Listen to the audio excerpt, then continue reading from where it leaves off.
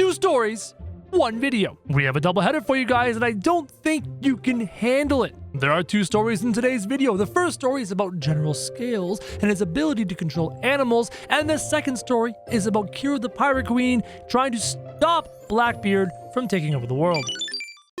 Welcome back to Totally Accurate Battle Simulator.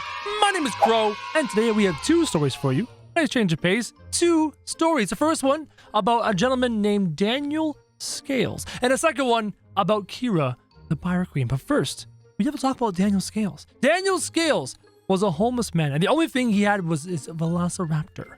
But he had something special about him. He could talk to animals, but only he understood that he wasn't crazy. Everyone else didn't, so they banished him. So this has to be Daniel Scales and his pet raptor, and I'm guessing that he can speak to the raptor can speak to him, they can have conversations, and the village is not too fond of this as they banish him from the land. Poor Daniel Scales. What's going to happen to him now that he's no longer welcome with his people? First, Daniel went to the city to find somewhere to sleep. He was rejected, but when he went to leave, monks captured him. "You are under custody of the Monkey Prince," they told him. So hold on a second. Why are monks capturing Daniel? I mean, they're monks. They're supposed to be at a monastery, kind of chilling, doing their thing, not worrying about other people. They're police. So what are they doing capturing poor Daniel? You know what, Danny? I feel bad for you. See, over here, look, here are your police officers. This is more like it. This is much more normal. And what's going on? Why are there so many units over here? Why are there so many police officers? Are they preparing for battle? Is this the Night Crow? Hey, you kind of look familiar. Why are there so many units and only 1 blue unit? But regardless, the monks capture Daniel, or they try to capture Daniel as he resists arrest. The raptor's doing a great job keeping Daniel. Oh, the raptor is down, and now Daniel's about to be knocked out by air. There it goes. Dropping his poor shield, Daniel is brought into custody. Where? Hey, Daniel, said the raptor. Yeah, R, replied Daniel. Before R could tell him anything, the Monkey Prince asked him if he knew anybody called William Scales. Daniel said that was his father. Then you are the new General Scales. Now go to the wilderness. It needs you, said the Monkey Prince. What? So just because Daniel Scales, who has beefed up and got really jacked, just because he is a son of this other Scales person, William Scales, that makes him automatically the general? What qualification does Daniel have to be a military general? Like, just because he's a son of a general doesn't mean he's going to be as good as his father. You're putting your own troops at risk with this decision, Mr. Monkey Prince. So Daniel goes off to the wilderness to become a military general. General Scales went to the wilderness, where he found raptors about to attack him. Then he heard voices and felt as if he had multiple bodies all under his command. Was he controlling animals? So here's Mr. General Scales, who seemingly has the ability to control animals. Here are the raptors about to attack him, but if you go back here, there's a lot of animals coming in to save General Scales from the evil raptors, even though it wasn't necessary, though some of these raptors did manage to get to the poor blue raptor. General Scales is the leader of an animal army. While he was admiring nature, one of the mammoths told him to go to a mysterious cave. General Scales followed the mammoth and decided to name him Manny. Once in the cave, the shaman greeted him and told him he was the only mortal to control nature and hold the life orb without being corrupted by it. Right, there were multiple orbs. There was a body-switching orb. Now we have a life orb. So here's Manny the mammoth doing his many things. And I'm guessing inside the cave, we might find General Scales, as well as the shaman of Crowism here, having a good time as they ride outside to try and go and defeat whatever Manny was smushing. But don't worry, guys. Manny can smush units pretty well. Once he had been there for long enough, he named his new home Skulltopia, home of all things animal. Whenever a threat came, he would dispose of the enemy, usually being large companies who don't care about the world and only money. Hashtag Team Trees. So here we are taking a look at the woodcutters here to chop down the forest. But luckily, General Scales of Skulltopia is here with his lovely animal army that he controls with his mind to stop the woodcutters from chopping down everything. Also, there's scarecrows over here, and Sarge is here. Sarge got killed, if that's Sarge. It could just be a regular, archer. All these raptors moving in and completely eating, destroying, just gross. There's so many raptors. There's like an ant swarm of raptors raptors on these poor axe woodcutter dudes. My English is really good today, guys. Look at me go. One day, the shaman told General Scales where his father's grave was. Every day Scales would come, he would see the spirit of his father smiling and crying because he was proud of his son. Isn't that sweet? Isn't that touching? Isn't that amazing? As I tried to buy time and figure out where on earth are these... Here it is. Is this where the... is this the tomb? Hold on. Is that supposed to be like a statue of his dad? Why is his dad a swashbuckler? Look at you go. You know, if I want to die... If I want to die, if I'm going to die, when I'm going to die, I want a tomb that big. No, nay, that is incorrect. I want a tomb larger than that. Just a bigger tomb, a most amazing tomb. Every month or week, because those are very similar, he would go visit the farm he lived in all those years back. He would stay undetected, but one day a couple saw him pass, but he never cared. He knew they had good intentions. So here is General Scales back at the farm he used to live at before he became General Scales.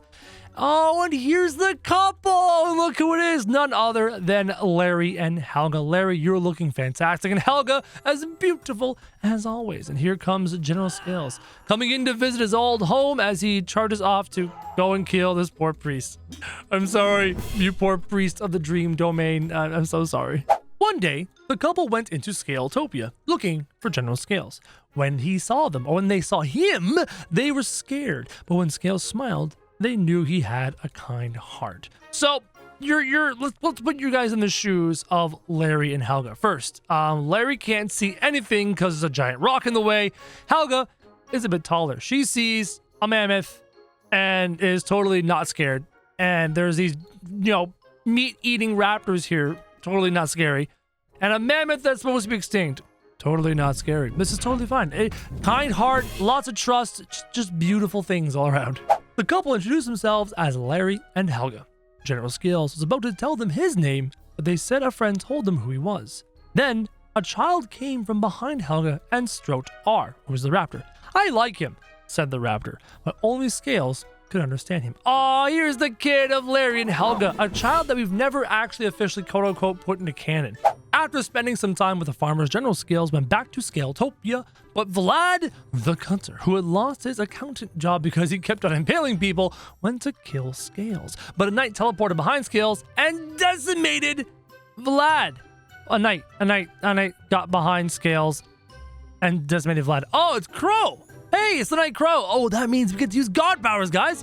I don't have God powers turned on. God powers. I like the sound of a bow bomb, don't you? Let's just make a super beam of bomb arrows going like this, and then going all up in that Vlad and his little escort there. Lots of bombs, lots of bow bombs. A weapon that we don't actually have a real unit for, but it's an official weapon. In 3, 2, 1, go. Slow mode, activate. The bombs impact and then explode, destroying the majority of the armory. And it seems like one executioner survived, but General Scales and R the Raptor completely destroyed him. When winter came, a new species emerged. Giants. They were highly valued on the black market and killed for fuel. General Scales went to save them, but they were so skilled in combat, so flexible, and so strong. So the giants apparently are farmed in this world because they're rare and their resources are amazing on the black market. General Scales brought his army of raptors to bear on the archers that wanted to defeat these poor giants. Though I don't even think that many archers is enough to defeat this many giants. I'm pretty sure even without General Scales' help, the giants would have been perfectly fine. One night when he was asleep, the gods entered the dreams of General Scales. Daniel Scales, we greatly value for saving the planet. We wish you would help humans who deserve it, said Cupid. Yes, we also would like you to protect your friends, Larry and Helga, said Artemis. Yes, my gods, said General Scales, who totally sounds like this, then felt a sting on his arm. He saw a tree burnt into his arm, then woke up. Looking at his arm, the tree was still there. Dun, dun, dun. So it seems like he has been branded with a tree representing the gods who totally aren't going to kill him right now. And this is just to get to the next part of the story. Eula's axe destroying Daniel. Oh my God. The next day, General Scales asked the shaman what the tree meant. You are the one of the protectors, the finest honor the gods can give you, said the shaman of Crowism in surprise. So General Scales is chosen by the gods of Tabs to be their protector, to be the protector of the world of Tabs, as General Scales runs into the cave to come and get, I don't know what it was. Oh, it was just this one dude chilling here. Hey, that was the story of General Scales. Now we move on to the story of Kira, one of my favorite characters ever. Captain Yarmady decides to do something that he had never done before, is to conquer the nation. First, he attacks the tribal. So if you guys remember, Captain Yarmady is a bit of a jerk. So Captain Yarmady is, I believe, looks like this. This is Captain Kyle figure. But we also have Blackbeard here. So is this Captain Yarmady according to the story, or is this Captain Yarmady according to the story? My memory says this, and that this is Blackbeard, and they're totally separate. So Captain Yarmady is set to conquer the world. And I had a funny feeling that the lovely Kira the Pirate Queen is gonna get between Captain Yarmady and the rest of the world. The Kira the Pirate Queen is a pirate queen of the people, a pirate queen of justice, a pirate queen of safety, of warmth, of love, and respect for her fellow man, woman, and pirate. I doubt that she will be putting up with Captain Yarmady's, just destructive shenanigans. They later attacked Mount Crow, but the Shaman of Crowism had his mammoths guarding it as well. But soon after, it had fallen. So here we are, with Captain Yarmady and Blackbeard. So I'm guessing Captain Yarmady is the Captain Kyle lookalike against the enemies, or well, the friends of Mount Crow. Their enemies are friends, because we've got the Knights of Crowism. Here we are, the Knights of Crowism defending the Shaman of Crowism, defending Mount Crow itself. Will it be enough to stop these pirates, Captain Yarmady and Blackbeard? I don't know. We're gonna have to wait and see. The mammoth, one mammoth's alive, one mammoth is dead. The shield dudes do a pretty good job of staying alive against all these pirates. Captain Blackbeard, though, he's like, nah, bro, I'm gonna do 360 spins, no scopes and stuff. How do you no scope with anvils? I don't know, but he figured it out, guys. He figured out how to do the fabled 360 anvil no scope. It's a special tactic that I just made up right now. The last of the remaining tribals was Chieftain Charlie and Orugon the Shaman. I can never remember how to pronounce that name. I'm pretty sure it is Orugon. Orugon. Orugon. I'm not sure if we're going Japanese there. Regardless, now we have Chieftain Charlie and Orugon the Shaman, and that is it for the tribal faction. The pirates are this close to destroying the tribals and conquering this land for themselves. See, this story is really easy to understand. Captain Blackbeard and his lovely friend want to conquer the world. And so far, they've done a pretty good job, as there's only a couple of tribals standing between them and victory. Boom, that blast, and it's over. With the tribals fallen, enslaved to Blackbeard, they invade the farmers, including Larry's ex-wife Glary and Sammy the Scarecrow. Glary! Which one's Glary? There's Sammy. And there's 4 harvesters. One of those harvesters is supposed to be Glary, and we don't quite know which one is which. Unless Glary is elsewhere, there is this one straw dude chilling up here. You're not Glary. You're just a straw dude. Anyone seen Glary? I'm guessing she's one of these 4 harvesters. Let's start the fight. Captain Blackbeard and his lovely army moving in, destroying these poor farmers. All these hobbits, all these bits of straw being shot at by cannons on the side. Completely rude. Captain Blackbeard ain't afraid of nothing and is moving in regardless of the cannon blasts, as the harpooners harpoon the other captain. Don't worry, sir. We'll protect you. We'll get you out of the fight. Sam the Scarecrow in the back, trying to stay alive, trying to summon his crows to do his bidding, but it's not enough. Captain Blackbeard with the body slam to end all body slams, tries to drop kick him, but ends up headbutting him into next Tuesday. Sam the Scarecrow fled, hoping for a last stand with the wheelbarrows charging in, but after Larry's evil brother joins the side of Yarmady, everything was a total loss. So Sammy escaped, tried to team up with the Bob Rosses, but Larry's evil brothers have joined the side of Captain Blackbeard and Captain Yarmady, and look at all the evil brothers. You've got Barry, Terry, Fairy, Mary, Derry, and you know the letter Zeri with a Z. You are Zeri. In they go. The Captain Yarmady's army, including the brothers Larry, who will throw potions and confuse all the Bob Rosses, preventing them from charging in effectively, though some do make it into the back line. The apple throwers dealing damage to all the Larry clones. Bob Ross is in amongst the pirates, causing confusion because of the Larry look-alike potions. Oddly enough, I think that this farmer faction might be able to defeat the pirate faction. Oh no, you know what? At first I was thinking that, but now the farmers are falling left, right, and center. A lot of explosives, a lot of bombs from the bomb throwers. Mr. Blackbeard himself is doing a boatload of damage. Captain Yarmady just blasted that unit to smithereens. And now Sammy the Scarecrow once again is surrounded by pirates on all sides. Not looking good. Sammy was shotgunned by Yarmady into oblivion. Despite the pirate units turning into raptors, Captain Yarmady managed to take over the farmers. Later, they take down the medieval, with Mike guarding the post. Mike? Mike? Who's Mike? Looking. I don't recognize any. Mike? Is this Mike? Hi, you're the only different unit in the whole pile. I'm guessing you're Mike. Mike, I hope you are ready to take on Yarmady, Captain Blackbeard, and a bunch of cannons, because I don't know if you know your history there, Mike.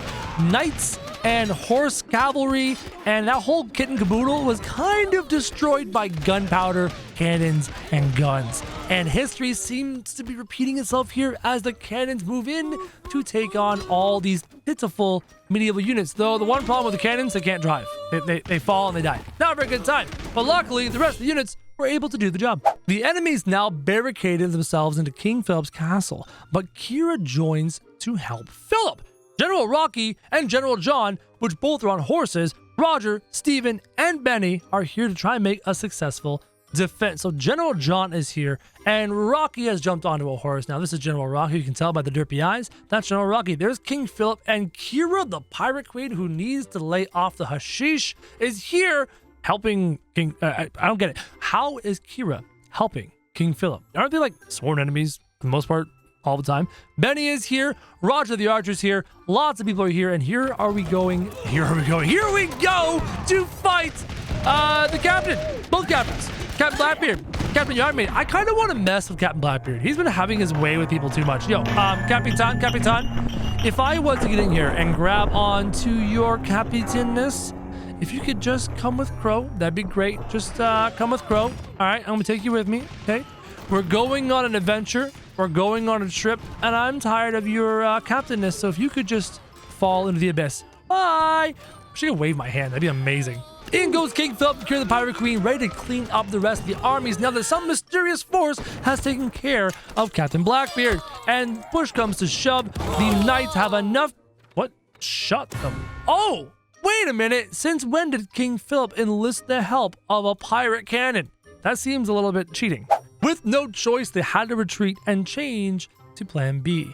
Declare war on the ancient city. Captain Yarmady and Captain Blackbeard are now declaring war on the ancient Roman faction. That's a lot of bombs. That's a lot of bombs. Completely decimating that front line of armies. We've got some Mentors here in the back. Some Snake Archers. Anyone seen Zeus? Oh, there's no Zeus here. That's not good. If they had Zeus on their side, maybe they could pull off the victory.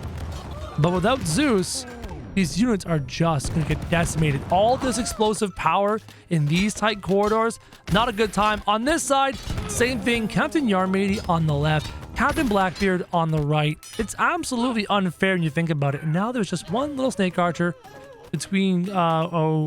he's stuck on the anvil. Oh, that's so rude. Hold on. This more unit's over here. Hey! Oh, well, there was more units over here. But Captain Yarmady was like, yo, what's up? I have a gun. Despite injuries and exhaustion, they push forward to the temple.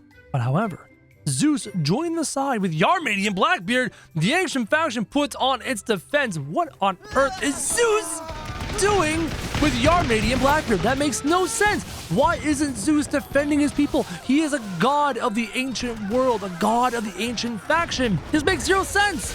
But you know, oh, Zeus's lightning bolt just ripped through like 15 units in one shot. Cannons taking out hoplites. And now there's just a little old ballista. One little old ballista between victory and defeat for the ancient faction. Nice shot on Captain Yarmady. That will teach him. Now, if I were you, I'd aim for Zeus. Right? I'd aim that ballista at Zeus, but Cannonball says, nope, that's not going to happen. Kira and King Philip seek help from the Shaman of Crowism, but it turns out it was already fallen. The pirates and the tribals surrounded them, but here's the problem. With the Shaman of Crowism gone, Crow's god powers are gone. I have no god powers. How am I supposed to save King Philip, and Kira, the Pirate Queen? I think Philip would be offended if I called him Captain Phil. Luckily, these two units are among the stronger units available here in Totally Accurate Battle Simulator. They should be able to take down this faction, especially with the help of the explosive power of Kira the Pirate Queen. King Philip, hopefully he takes a shotgun blast to the chest and dies, because it's just King Philip. No one likes King Philip, but Kira the Pirate Queen, she's my girl. She's my favorite. She can't die. I will protect her if I must. Ooh, King Philip with a sword slash. Not too shabby, your majesty. Blackbeard and his buccaneers push themselves to the Vikings, where Shellen joins the dark side. Benvin and Bjorn and Helga had no choice but to defend them from pirates. Shellen. Which one's Shellen? Is Shellen like... Hold on, there's a headbutt here. There's Helga. I'm confused. So Helga's here. Shouldn't Helga... There's a Helga here. Is Shellen like a sister? I'm confused. Let's just start this fight. Zeus is on this side. Isn't Sheldon supposed to be one of these shell dudes? Like Sheldon. Vikings moving in. There's a lot of Viking berserkers jumping in. Boats being thrown. Ice archers firing. Here comes Bjorn. Captain Kyle and Captain Blackbeard are in. Captain Blackbeard is fighting Helga. Just kneed her in the face and then hit her with the anvil.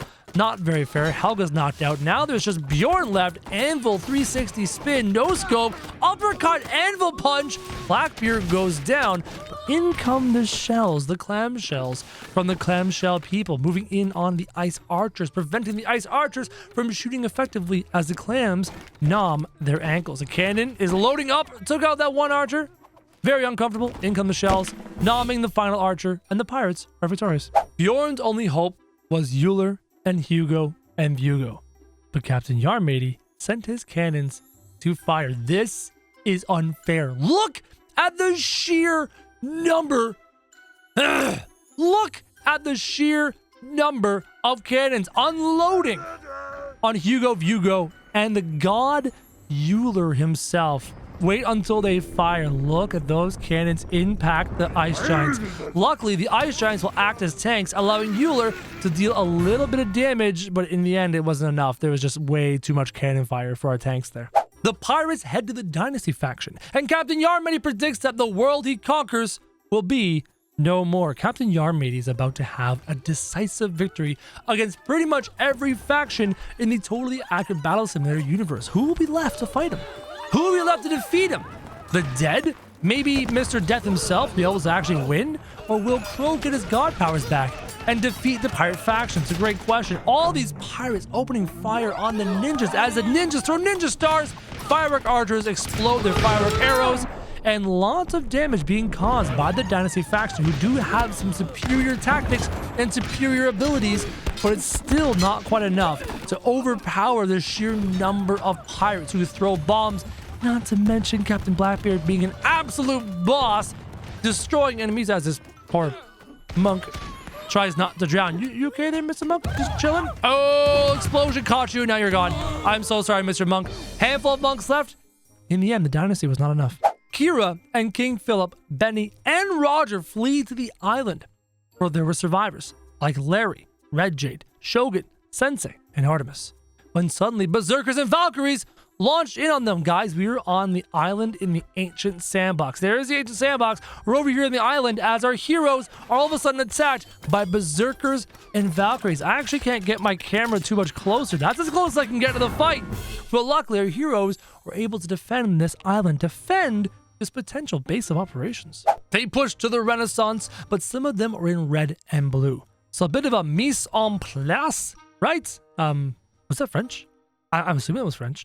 There's red over here and blue over here, and there's red over here. There's just a whole hodgepodge of people. It's a disaster. It seems like the swashbucklers are betraying Da Vinci as the pirates move in and take over Da Vinci's realm. Da Vinci owns this place with an iron fist. He is a devious, evil man. Captain Blackbeard moves into the backline, going after the balloon archers. We're trying to make Captain Blackbeard go for a little flight, go for a little journey. But it doesn't matter. Captain Blackbeard is victorious once more. Captain Yarmady heads to the Death Realm to free the Soul Keeper while Blackbeard sorts out the Dark Team. There is a Dark Team. That's interesting. And the Red Skeletons are turning on Mr. Death's army. General Phantom is here throwing his swords. There's a handful of vampires, but Captain Yarmady is about to show General Phantom what's what. That's a lot of bombs. That's a lot of bombs. General Phantom is down. Now it's just time for this catapult to end the fight. Guys, nothing can stop Captain Yarmady. Now the evil pirates attack Captain Kyle, Lizzie, and Boom Boom Bella.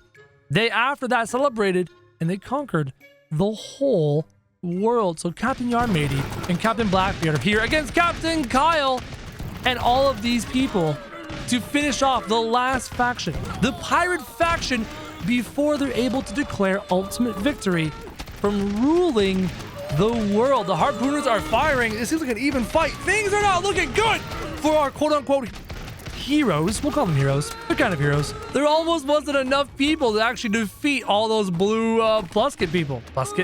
Blunderbuss people. There we go. A cannonball to the face will that'll do the job. With the world falling into Yarmady and Blackbeard's hands, the evil trio challenges Kira and Philip to a duel. Can Kira and Philip defeat Blackbeard and Yarmady? My money's on Blackbeard, to be honest. I think Kira can defeat Yarmady.